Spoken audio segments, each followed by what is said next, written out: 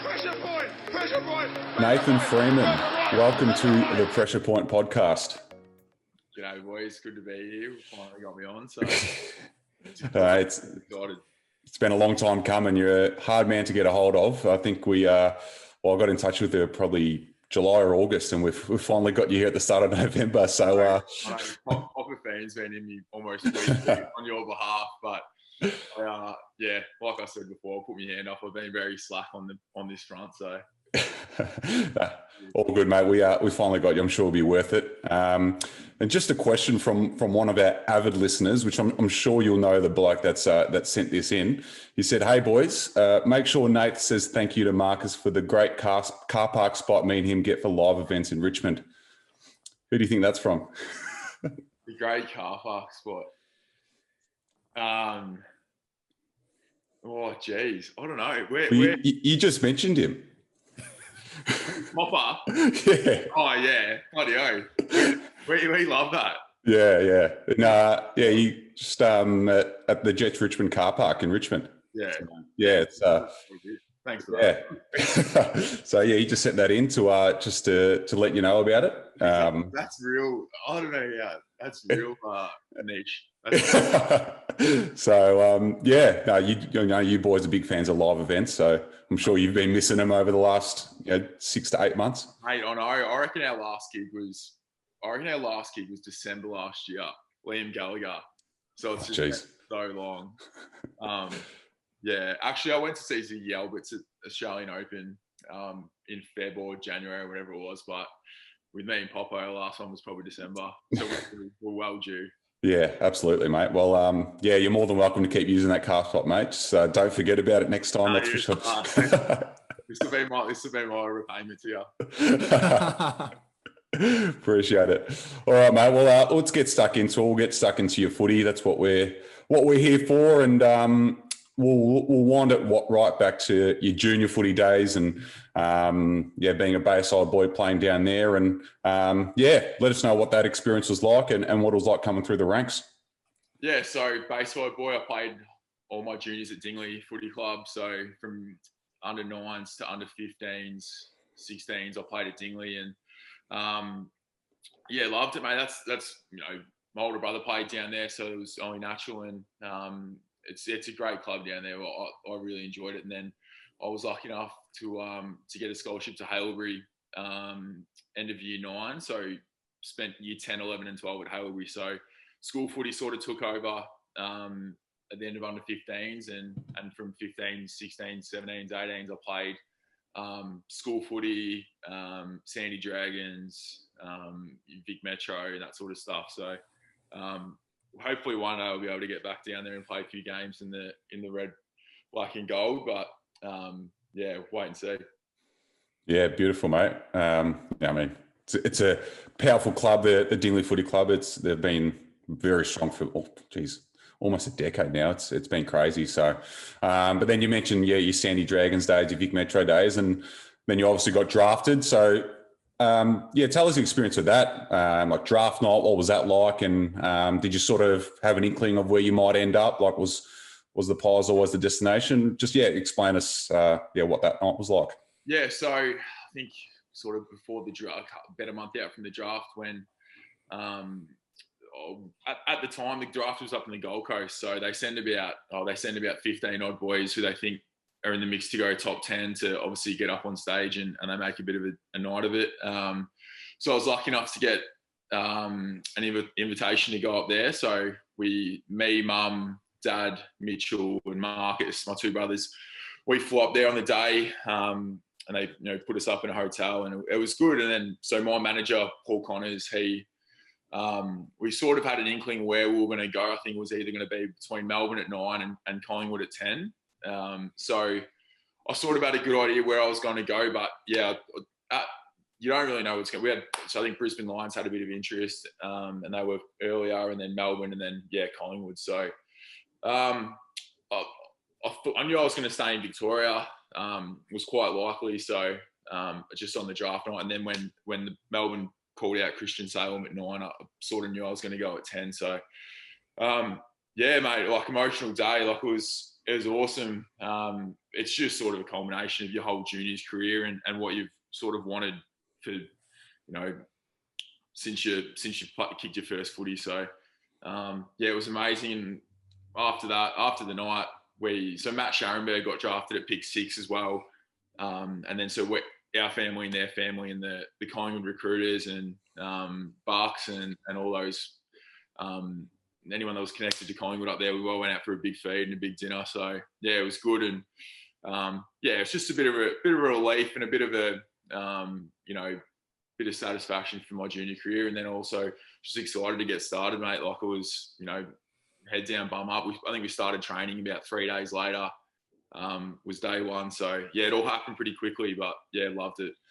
Yeah, that was going to be my next question. Like, did you get stuck straight into it? I mean, like that night, and then obviously it would have been a whirlwind 24 hours after it. What was it like the next day? Like, was it, I mean, you probably would have had a few media commitments and all that sort of stuff. Yeah. So I reckon I slept a wink that night. It was just like, I was buzzing, like just speaking to mates and just getting just pure excitement. And then, so the next morning we had a few media commitments. We had, some TV interviews on the beach and that sort of stuff and a few photo opportunities. And then, flew home that afternoon and sort of had the weekend to get my stuff ready and then started day one on Monday. So it's pretty daunting because I think before the draft that if you're going to state, you got to pack your stuff up pretty quickly and sort of get out of there. So like one of my best mates, Carl Amon, he got drafted to Port Adelaide and he, within 2 days is, living in Adelaide when he could be anywhere. So, it all happens real quickly. But clubs are so good nowadays with their welfare and they sort of set you up, before the draft. And if you come here, that this is what's going to happen. We're going to take care of you. You're going to live here. You're going to stay with these people, host families or whatnot. So it sort of takes a bit of the anxiety out of moving so quickly, but it all happens real quickly straight after the draft. Yeah, sounds incredible. It's it'd be a very, very crazy few days. But touching on your preseason and getting stuck into it, how was your first preseason? Was it as hard as a lot of players say it was? And what were the Pies like in welcoming you in? Those first few days, first few weeks.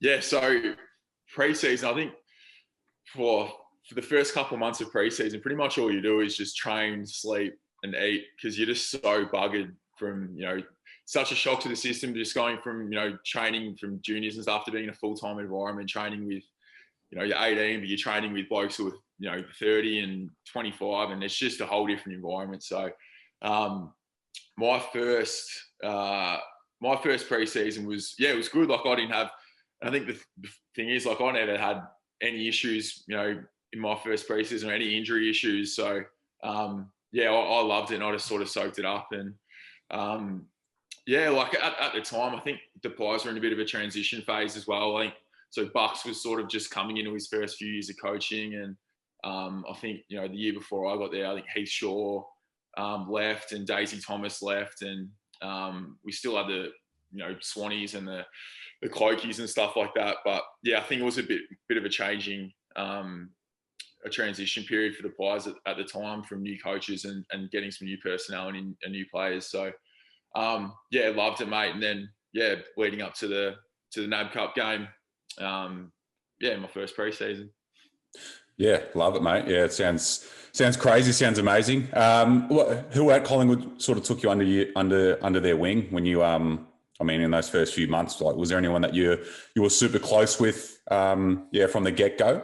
Yeah, I think like Ben Reid, me and Ben Reid got really close really quickly. I think on the first weekend after my first week, I went over to his and we had a few beers and stuff. But he sort of took me under his wing, I think, because he's just a country lad. And I think we sort of had some mutual friends and stuff like that. And obviously Kyle Martin as well. He's from down our way. So we obviously had some, mutual connections there. So I think all the younger boys, like we had a fairly big draft crew in my year and then the year before. So they had a fair few draftees come in. So there was a big group of younger boys, which was good. And we all got on pretty quickly because, you're living in each other's pockets every day. So, I'd probably say, Ben Reid was probably the one that we got really close early. And it probably was a bit funny the way it turned out. We got so many injury issues together, and we sort of just kept it going from there. And we spent a lot of time together, obviously in rehab and getting back onto the park. So yeah, it was funny the way it turned out. Did Dane Swan ever try getting you into the Rat Pack at any point? And was that something you were interested in? Oh, I don't know. I was a couple of lockers down from him at the start. So me and Swanee weren't too far away from each other. But no, I think at the time, like I said, he sort of lost Daisy, lost Didak. Shaw just left. So he's probably looking for a new Rat Pack. But I think the next draft, I think we got Geordie De Goey, Braden Maynard. So a few boys weren't too far away to join. Did you ever catch? Swanee said before in his own podcast that he was used to drink the vodka Gatorades after a game. Is there any truth behind that? Did you ever catch him doing that? I don't know, mate. If he did, he kept it pretty quiet. But no, Swanee, like for the amount of things that you'd think about Swanee, like he's probably one of the best. As soon as the footy's come out of training, he's probably the best trainer like I've probably trained with. Just he might come across as a bit of a larrikin and off-field stuff, but I think he's just a footballer. Like as soon as the footy's come out, it might seem like he's a bit of a casual bloke and a bit of a larrikin, but yeah, like once footy's come out, he's just a madman and he's just so good. So yeah, he's probably the hardest trainer that I've trained with to play on at training. Yeah, what about the likes of Scotty Pendlebury and Nathan Buckley? Like working with them, what was it like? Obviously, they're both known as unbelievable professionals. In particular, Pendles. Obviously, you're playing with him. What were they like, and did they give you a lot of advice coming into the AFL system? Yeah, so Pendles was awesome. Pendles was awesome with the whole group, from the youngest bloke to the oldest bloke. Yeah, he's just an amazing character, amazing player. And it's probably no surprise he's got so much out of his career already, and he looks like he could play another 5 years. Just like his diligence and his application to training and getting his body right and his nutrition, and I think he's just a good example for the younger boys and the group to sort of model themselves off. So he was there, and then Bucks. Bucks was awesome. He was still, like I said, in his first few years of coaching, taking over from Nick Mulhouse and just sort of getting his list and his philosophies and stuff down at the club. So, Bucks was amazing to everyone. Like me and Bucks got on really well. Those boys were awesome. And I think that the change, so Pendles took over from Nick Maxwell as well when I was there. So Pendles had just got the captaincy and Maxie was still there.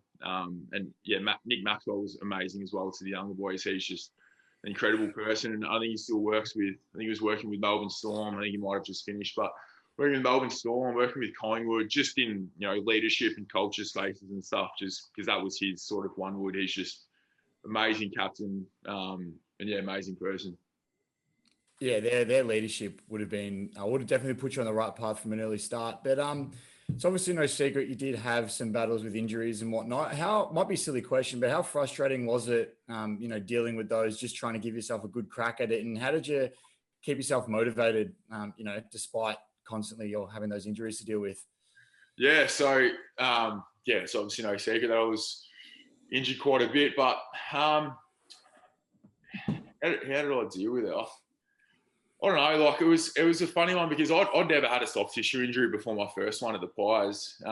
So it's just, I think when I first did it, I think on the night and the next day or so before I got the scans, they sort of thought it was going to be a 3 to 4 week injury, my first hammy, and I'd be fine. So that stretched out to missing the season, and then I did it again the next year and missed another whole season, had surgeries. To fix the tendons and stuff. But I think, like I said before, at the time, Ben Reid sort of started getting his injury issues as well. And we sort of just, motivated each other to get back on the park. And I think the thing is, like with niggling hamstring issues and tearing hamstring stuff, I think you're always sort of around the mark, like playing, you're out in the track, like you're not too far away from the boys. Whereas I can see something like an ACL or a longer term injury would, when you're such a forced absence, you can't run for 3 months. You can't, I don't know. I always was really like grateful for playing AFL. Like it never felt like a chore coming into the club. I think that's just the way. I don't know. I was just more of an optimistic sort of person. I just love still coming into the club and getting the work done, being around the boys. And I knew that it would start turning eventually. I think like it sort of took a couple of years, but I think in my sort of third and fourth years, well, probably my fourth year, which was at the Saints, my body started to, become more durable, and I started to play games. But at the start, like it was all sort of new to me. Like I'd do a hammy, and it was like I didn't quite know like how long it was going to be to rehab and what I was just sort of really oversensitized to things, injury things. So I'd get a niggle in my hamstring, and it would flare up and turn into 3 or 4 week injury. So I don't know. I just kept backing up, mate. I don't know. No, fair enough. Now, it did take a while, as you said, but 1,724 days to be exact, but you kicked your first goal in AFL after a while. What was that feeling like? And was it sort of, I guess, like you said, all the injuries and stuff, was the whole build up towards kicking that first goal, was it just a really special moment? Yeah, it was. Like, I think coming into my first game, I wasn't that nervous at all. Like I sort of I'd played the game that many times in my head. I was just that ready to play when I did. Playing that first game and kicking my first goal in my second game, it was amazing, mate. And the amount of support that I had from, the Saints fans and Saints members and even Collingwood fans and stuff, just being able to see me play, because I think it was just sort of getting ridiculous at the point where it was just being that long, and I sort of just, it was more of a relief just to get a game, because I remember me and Poppy used to always speak about it. Like we always thought, imagine if I'd gone through 6 years of this and I didn't even get a game. Like it would just be, I don't know. I was just grateful I got a game, and I wish I got a few more, but that's footy, mate. It's a brutal industry. It's hard to play one game, let alone 10, let alone 100. So, I wish it went on for a bit longer, but that's just the nature of the beast.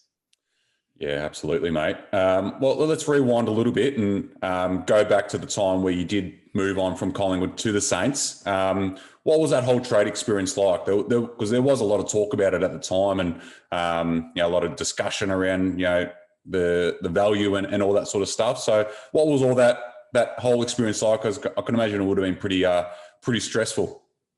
Yeah, it was a little bit. I think we didn't make the call to leave. Like we wanted.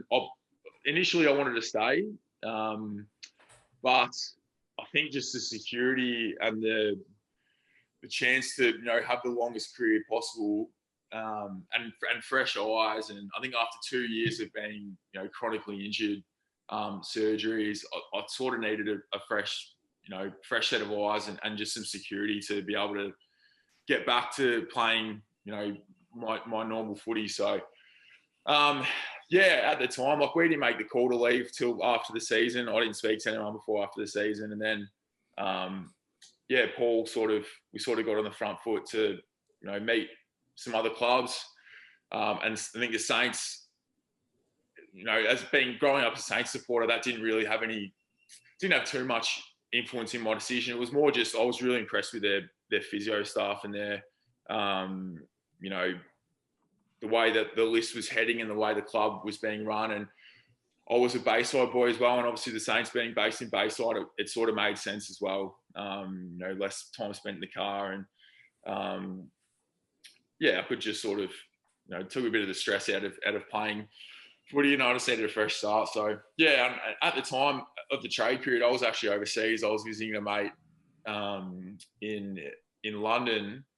I was just being kept updated by my manager through WhatsApp, and yeah, one night at about, well, it would have been 3:30 in the morning or something. It might have been midday here. He texted me and he said, it's all gone through, mate, like you're a saint. And yeah, it was a bit of a relief to get that done. And I sort of just wanted to get home and start training. But yeah, it was obviously sad to leave the Pies, and I had a lot of good mates there. And I initially wanted to stay, but you know, that's, like I said before, it's you know, it's a brutal industry, and you know, if you stay stagnant for too long, you get chewed up and spit out pretty quickly. So we needed to, I needed to get on the front foot and sort of make something happen. Would you say Adam Treloar being, well, it was pretty much guaranteed that he was going to end up at the Pies that same year? Do you reckon, did that have any influence at all as well, knowing that he was going to come in and take another spot that it'd be hard to sort of grab from him, or was that not really a factor at all? No, I don't reckon that was really a factor at all. I'd back myself in to play footy and play games, but the number one thing was just getting my body right. I couldn't even think about that sort of stuff until I could get back on the park consistently and playing footy. So that was number one, to get back right, and then from there I'd focus on playing, you know, in the ones and you know, focusing on my spot in the team. But I was pretty realistic, mate. I was a 0 game player. Like, I wasn't going to come in and play midfield straight away. I think, yeah, so I don't think that had too much influence. Yeah, fair enough. Now, after St Kilda, it was said you were flown over to the Gold Coast to have a look around at their facilities. Were you ever close to signing them? And obviously a little bit if you flew out there, but was that ever going to happen? Yeah, it was close. It was very close. I think I had a few medicals with different clubs after the season, and yeah, flew up to the Gold Coast, bit of a tour, meeting with Stewie Jew, and yeah, like, from all indications, it was going to go through. It was, I think it was about 3 or 4 days after I landed. My manager Paul Connors pretty much said, you know, that you're likely to go there. They're likely going to pick you up. But about 2 days after that, he rang me and he said they're going to keep a spot free for the mid-season draft. So bit of a kick in the teeth, but yeah, I wasn't expecting too much. I was hopefully, you know, fingers crossed for another opportunity. But yeah, I knew there wasn't a heap of interest after that. I think the main thing was getting back, and if I had to play a season of state league footy just to show I'm durable again. Because I think like, the talent wasn't the issue. It was just more about my body and being durable. So I think what clubs and recruiters wanted to see was me go back and play a full season uninjured. And yeah, then I'd hopefully give myself the best opportunity after that. Yeah, absolutely, mate. And how did you deal with, you know, a little bit of criticism during that time as well? Yeah, throughout that move, and you know, like through social media, the media, all that sort of stuff. How did you deal with it? Did you? I know a lot of players say they ignore it, but yeah, how did you sort of yeah, manage that? No, you can't ignore it, mate. You always see things always pop up, but yeah, I don't know. Like, I never really got impacted by social media and that sort of stuff too much. I think some players do, some players don't. Some players really thrive on the social media stuff. So for me, I was pretty neutral. Like, I didn't well, obviously cop my fair share, but I also copped a lot of support as well. So it sort of went both ways. I saw both ends of it. But yeah, like, I mean, all the social media, like, on Instagram and on Twitter and that sort of stuff, you can choose what you see and what you don't. So the clubs are really good in being able to set up your social media accounts so you see, you know, minimal abuse and that sort of stuff. So yeah, I don't know. Like, I'm a bit of a footy nuffy anyway. Like, when I was like, I followed the trade period and the draft and stuff quite closely. So yeah, and I sort of understand that it's at the end of the day, we're just kicking a footy around an oval. Like, it's not life or death. We're, you know, we're having fun and we're playing a game. So yeah, I think I could sort of put it into perspective quite well. Yeah, for sure, mate. No, it's a good way to look at it. And just touching back on the Saints, who did you hang around with at the club? You know, who are your close mates? And I mean, there was probably a few really good senior players here at the time as well. Like, who did you learn off the most as well? Who did I learn off? I think probably Dave Armitage was early. He was quite good. Like, we were pretty close, and he was obviously a great player at the time. And Jack Stephen was awesome with all the players. I think probably who I was probably closest with. So on my draft year was sort of like Jack Billings, Luke Dunstan, Blake Acres. So obviously us boys were quite close at the time as well because we were in the same age and same draft year. And also got traded the same year. They picked up Jade Gresham. So me and Jade are still really good mates now, and we were quite close. So, but at the time, I think we still had Rui running around. Nick Grewalt still had, I think, 2 years to go before he retired. Lee Montagna was still running around. So those guys were amazing. Like Rui was awesome. And he's sort of like Pendle's, just the way he goes about his training and his diet, his application to footy. It's just, the prime example of what we should follow and what you should do to get the most out of your career, because he's just a champion player and person. So, yeah, there are a few names there that were quite influential. Just a couple of names there, like Rui and Lee Montagna. Nothing too special. You obviously you wanted to play a bit of VFL footy down at the Dolphins. What was the experience like with Frankston? And what was it like this year, having no footy and sort of having a bit of a lull there? Yeah, so when I finished up, so Danny Ryan, who's the coach of Frankston, he coached me at Sandy Dragons, so we were quite close, and we kept in touch pretty much throughout my AFL career. And when I finished, we got in touch, and I sort of wanted to go to a standalone club post my AFL career. And I think, the Port Melbournes, the Frankstons, the Williamstowns, and I think it just made sense. Like I said, I was a Bayside boy, and it's just down the road, 30 minutes from home, 25 minutes from home. It's just easy. And I think so Danny pretty much sold me on his vision for the club and what we wanted to get out of it and what role I was going to play. And yeah, so I went down there and in our first, 2019, last year, we won one game, but we lost 3 or 4 by under a goal and another 3 by under 3 goals. So we were quite competitive, but we just, we're such a young list and we're a developing list. So hopefully we start seeing the fruits of the work we've put in the next couple of years. But it was good to see that we sort of became a bit more competitive than what Frankston had been. And obviously they were out of the league. I think it was in 2016 or 2017, they were out of the league for a year. So just rebuilding from the ground up again. So we were quite excited to what was going to happen this year. But obviously the coronavirus stuff hit. We played one pracky match against Northern Blues, and then pretty much straight after that, it was season done. And we're sort of in limbo for a couple of months. We thought we were going to get a start again. So we started training for about a month or two in the middle of the year. But then obviously the second wave hit and we couldn't get anything up and going. But we were quite excited. And I think we'll keep most of our playing list from this year to next year. So, yeah, it's exciting, and everyone's a year older, and hopefully we can compete with obviously some of the NEFL sides coming in now as well. And yeah, we'll be quite competitive, I think.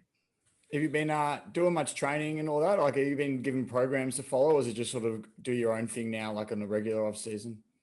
Yeah, so we had a program. So Chris Ross, our high performance manager at Frankston, he gave us all a program and sort of following that. But we've been training since end of October last year. So I'm having not a bit of a break, but just a bit of a deload period, and then we'll start getting into preseason again quite soon. I'm starting November now, so we're not too far away from preseason when obviously the restrictions ease up and we're able to get a team back down and training. So yeah, hopefully we're start sooner rather than later. But yeah, all the boys have been training quite hard, and we were ready to go if the season did get up and running, and we're quite bullish about what we're going to do, because we trained pretty much the whole way through and everyone applied themselves a lot. So yeah.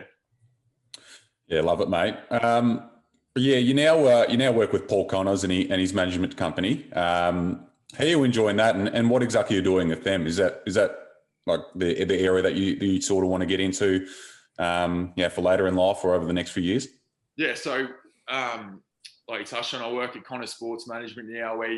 So Paul, sort of halfway through my last year at the Saints, sort of said, if it doesn't work out post 2018, that if I want to come on and go part-time for a year and see if I enjoy the industry, and then move to a full-time role. So I did that and I loved it. And so I've been full time as of October last year. So just ticked over a year.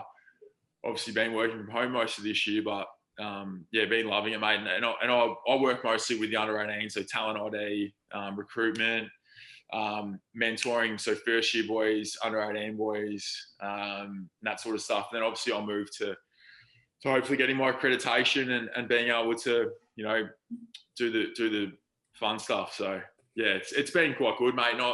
There's a lot to learn in the industry. It's a lot of networking, a lot of relationship based. It's a relationship based business. So it's slowly meeting people in the industry and just sort of imparting what I've been through on my younger boys and my 17s and 18-year-olds and obviously my first year boys. So loving it at the moment and it's good. And I just, it's just a bit of satisfaction. Like, so last year we had 8 or 9 players drafted and it's just good to go through the journey with them through their 17s year, 18s year, and then, get drafted. And it sort of feels like I've been drafted again, the satisfaction as well. Seeing the boys that I've worked with and have really good relationships with get drafted and sort of start their AFL careers. So that's what's driving me at the moment. It's quite a satisfying role. Just putting in the work and seeing the boys, realise their dreams and then starting their footy careers. Yeah, beautiful, mate. So that's more of a mentoring role at the moment. So you're just helping these guys adjust to that lifestyle. Yeah, so a bit of mentoring roles, and also like I work quite closely with Paul and Robbie D'Orazio and Nick Geishan.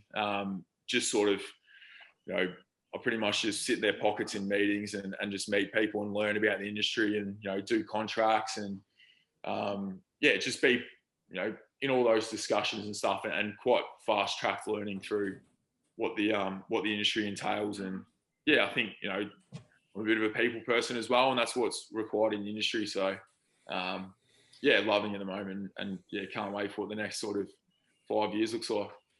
I've been playing thirds footy for the last 4 or 5 years. Do you reckon there's any AFL clubs that'd be looking for a player like myself to fit into their spot nicely you could try to tear me up with? Who knows, mate? A few mature ages mature ages are in vogue at the moment. So who knows? Could do a Tom Stewart and be playing local, then go straight into the AFL. Who knows, mate?